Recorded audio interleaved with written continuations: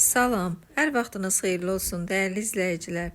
Bu günləri soyuq dəymənin, öskürəyin dərmanı olan umaclı əvəlik şorbası hazırlayıram. Çox asan və az ərzaqla hazırlaya biləcəyimiz şorbalardandır.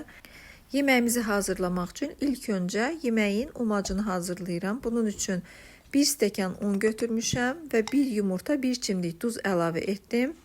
Tez hazır olması üçün blender vasitəsilə hazırlayıram. Siz bunu əlinizdə də hazırlaya bilərsiniz. Bir dəfə çəkdim. Baxıram ki, biraz umacım unludur. 2 yemək qaşığı su əlavə edirəm. Yenidən fırladıram. Artıq bu dəfə yetərlidir. Çox gözəl alındı. İndi isə taxtanın üzərinə sərib bir yarım saat 40 dəqiqə havada biraz saxlayacağım.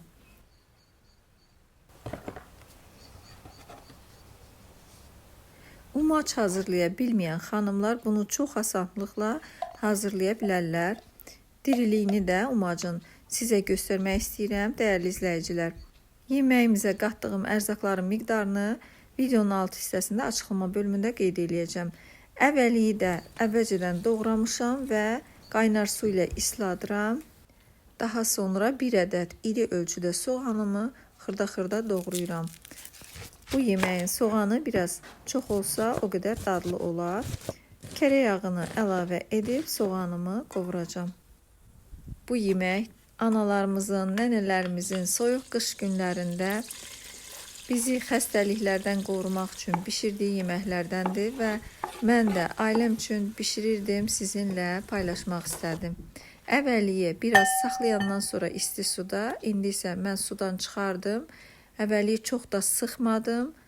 Suyunu isə israf etmirəm. Soğanım artıq qovruldu. Soğanın üzərinə sadəcə su əlavə edirəm. Siz bunu bulyonla da əvəz edə bilərsiniz.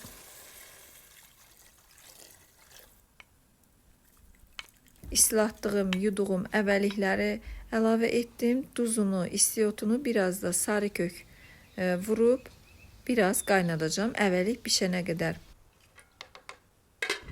Umac biraz qurudu.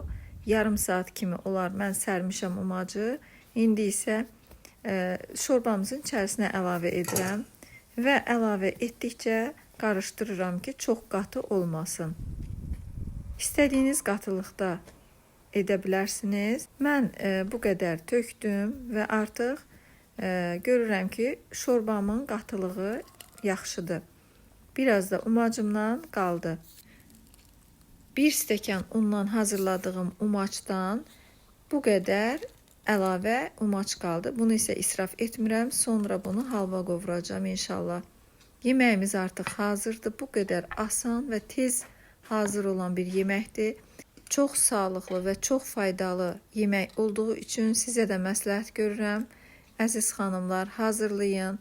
Bunu ət suyu ilə də hazırlaya bilərsiniz və yaxud da evdə bişmiş ətiniz varsa 1-2 qaşıq yeməyin içinə atırsınız, onun dadı tamı qarışır.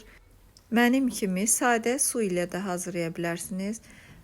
Üzərinə isə turşu və yaxud da sarımsaqlı qatıq əlavə edib yeyəndə daha da ləzzətli olur.